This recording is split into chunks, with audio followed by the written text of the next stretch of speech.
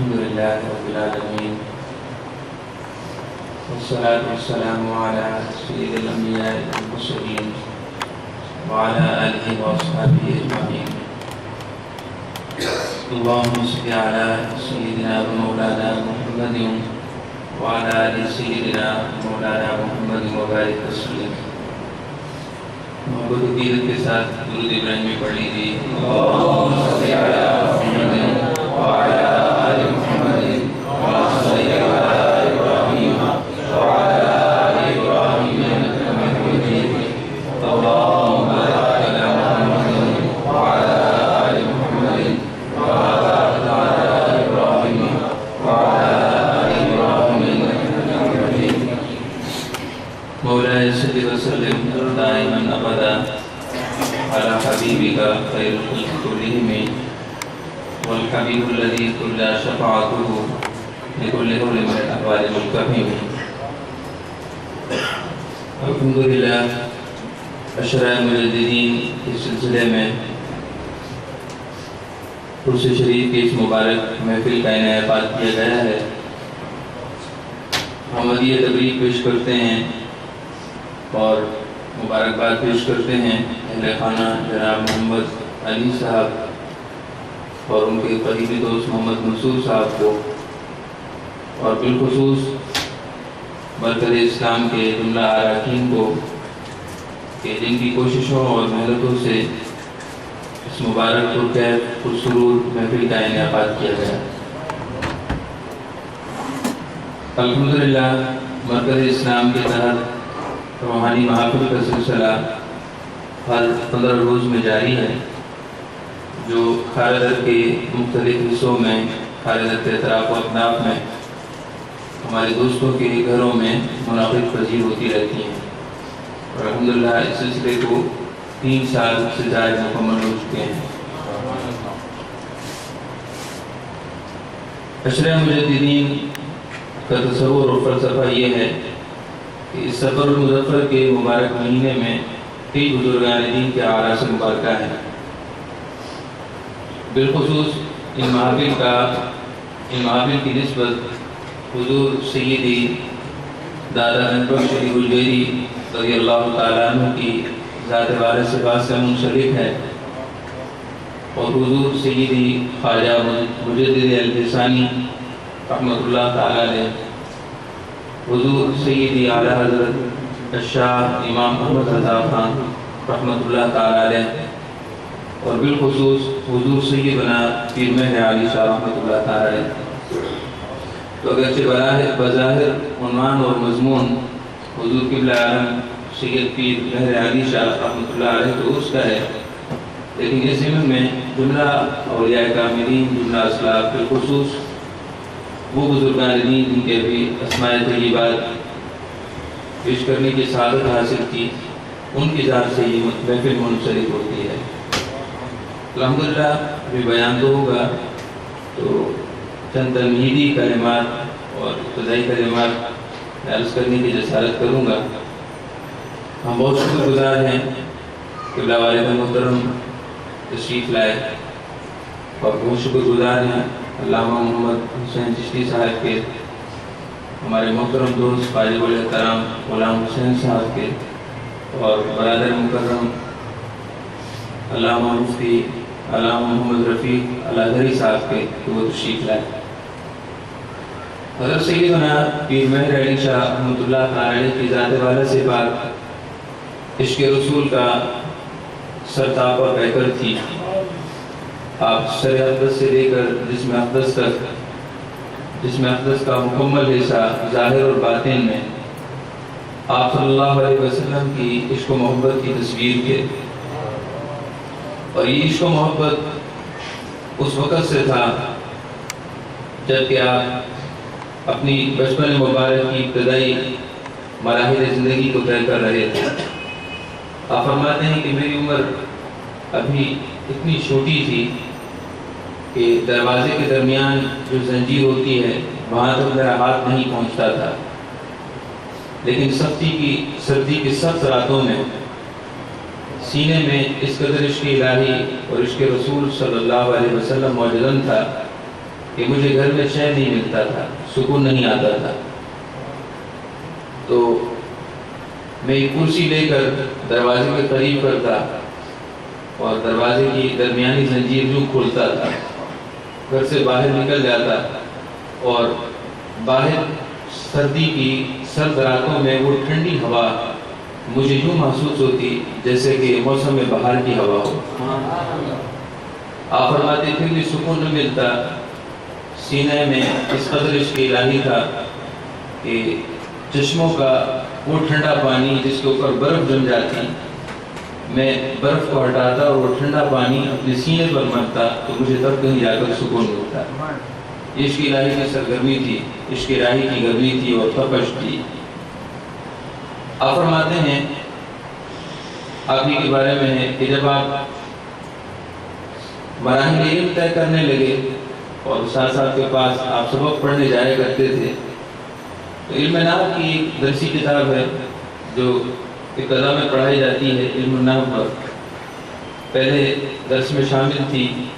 درس نظامی میں اب شامل نہیں ہے، 12 درسی کتابوں میں سے اس کا نام فخر النداء ہے۔ آپ فرماتے ہیں کہ میرے استاد غلام محی الدین صاحب تھے، تو یہ چرچا ہو گیا تھا کہ یہ جو مہر علی شاہ ہیں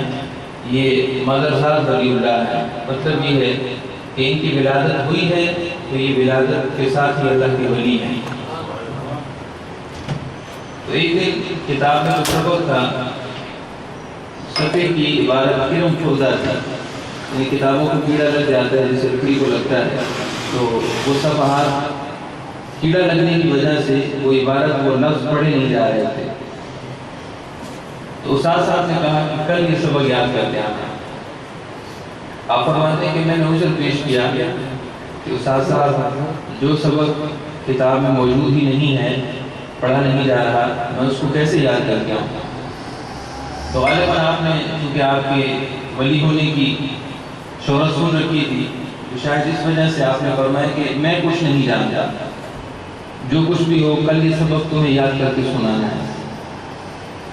آپ فرماتے ہیں کہ میری عادت تھی کہ میں گاؤں سے باہر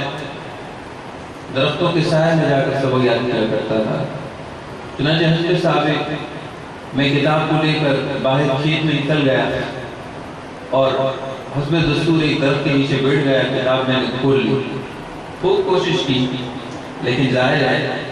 جو لفظ لکھی ہوئی نہ ہو تو ان کو بندہ کیسے یاد کرے، فطرت سے ماں باپ بات ہے۔ آپ فرماتے ہیں کہ جب میں نے خوب کوشش کر لی پھر اللہ کی بارگاہ میں نے عرض کی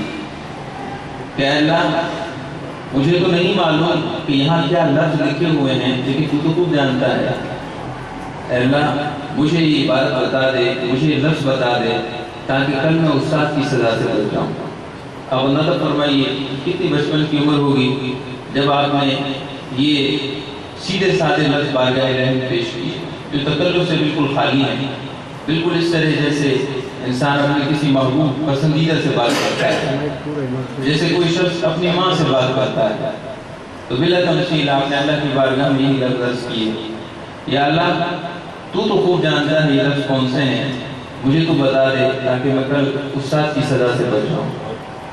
آپ فرماتے ہیں یہ لفظ میں نے ابھی مکمل ہی کیے تھے کہ جس درخت کے سائے میں بیٹھا سبق یاد کر رہا تھا اس درخت کے پتوں پر سبزی مائل یعنی سبز رنگ سے ملتی جلتی ایک عبارت ظاہر ہو گئی جس میں وہ لفظ جو کتاب میں موجود نہیں تھے، پڑھے نہیں جا رہے تھے، وہ درخت کے ایک پتے پر وہ عبارت ظاہر ہو گئی، درخت کے پتے پر ظاہر ہو گئی۔ آپ فرماتے ہیں میں نے یاد کر لی تو وہ عبارت مٹ گئی۔ آپ فرماتے ہیں کہ صبح استاد کی خدمت میں حاضر ہوا، استاد نے فرمایا کہ سبق سناؤ، تو میں نے وہ عبارت سنا دی۔ استاد صاحب حیران بھی ہوئے اور ساتھ میں کچھ شک و شبہ کا اظہار کیا، ان کو شک ہوا کہ شاید یہ عبارت نہیں ہے۔ تو میں نے عرض کی کہ استاد محترم اگر اس کتاب کا لکھنے والا رائٹر، اس کتاب کو لکھنے والا مصنف جو فوت ہو چکا ہے وہ اپنی قبر سے اٹھ کر آئے اور کہے یہ عبارت اس طرح نہیں ہے، پھر بھی میں نہیں مانوں گا۔ اگر اس کتاب کا رائٹر اپنی قبر سے اٹھ کر آئے اور وہ یہ کہے کہ وہ عبادت اس طرح نہیں ہے جس طرح میں سنا رہا ہوں، تب بھی میں نہیں مانوں گا، کیونکہ آپ کو کامل یقین تھا کہ جس خبیر نے، جس رب کائنات نے مجھے بتایا ہے، اس سے بڑھ کر کوئی اور باخبر نہیں ہو سکتا۔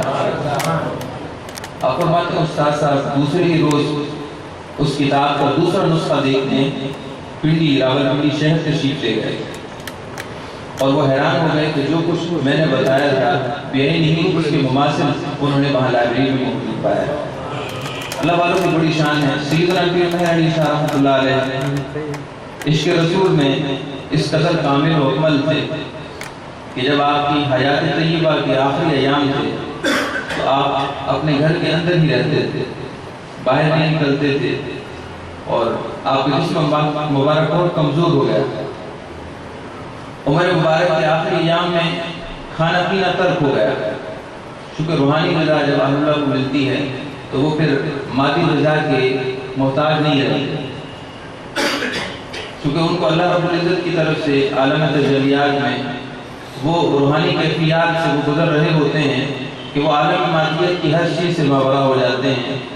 وہ عالم مادیت کی چیزوں کے محتاج نہیں رہتے۔ سیدنا پیر مہر علی شاہ رحمۃ اللہ تعالی علیہ فرماتے آپ کے بارے میں ہے کہ اسی عالم استغراق میں آپ کی خدمت میں کوئی حاضر ہوتا اور عرض کرتا کہ حضور مجھے مرید ہونا ہے، تو آپ کے ساتھ جو قریب بیٹھے ہوتے مریدین، تو وہ اس مرید ہونے والے کا ہاتھ آپ کے سینے پر رکھتے تھے، تھوڑی دیر بعد کہتے کہ جاؤ تم مرید ہو چکے ہو۔ اب اس مرید کی شان یہ ہوتی کہ وہ مرید جو بھی ہوتا خوش نصیب، ان پر ہر وقت رفقت کی کیفیت آئی کرتی، اور 3 دن تک تو مسلسل وہ روتا رہتا، 3 دن تک تو وہ مسلسل روتا رہتا، جو عالم استغراق کے اس زمانے میں آپ کسی نے اس پر ہاتھ رکھ کر مرید ہوتا تھا۔ وساؤ کا عالم استغراق کی کیفیات ایسی ہوتی، وہ آتا عرض کرتا کہ حضور مجھے درد ہے، تو آپ کو دنیا سے کیا تعلق ہوتا؟ عالم استغراق میں ہوتے، انوار ربانی انواع ہوتے، جب غذائی دنیا کی غذا سے وہ لا تعلق ہو گئے تو دنیا کے اور سے کیا تعلق ہے؟ تو وہ اگر عرض کرتا کہ حضور درد ہے، مجھے تکلیف ہے، تو آپ وہی جملہ دہرا دیتے کہ مجھے تکلیف ہے، بس یہ جملہ زبان سے ادا ہونے کی دیر ہوتی کہ اس کا درد فوراً دور ہو جاتا ہے، صحتیاب ہو جاتا ہے۔ آپ کی بارگاہ میں پنجابی آپ کی بارگاہ میں عرض کرنے لگے حضور داڑھی پیڑ ہے، مطلب یہ ہے کہ میری داڑھ میں بہت درد ہے۔ آپ نے وہی جملہ دہرا دیا کہ داڑھی پیڑ ہے، بس یہ جملہ ادا ہوا، اس کے دانت کا درد دور ہو گیا۔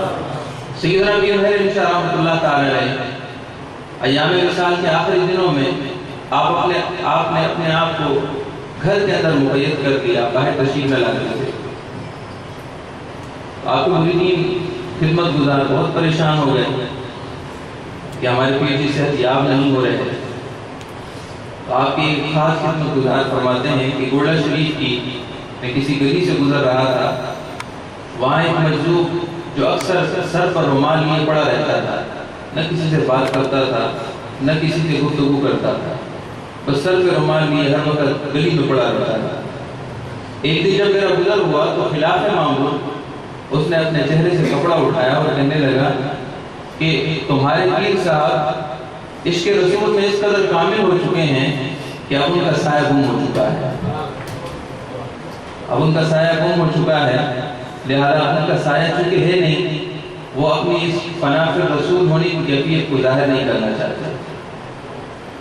وہ اللہ تعالیٰ کے حبیب صلی اللہ علیہ وسلم کی عشق و محبت میں فنا ہو چکے ہیں،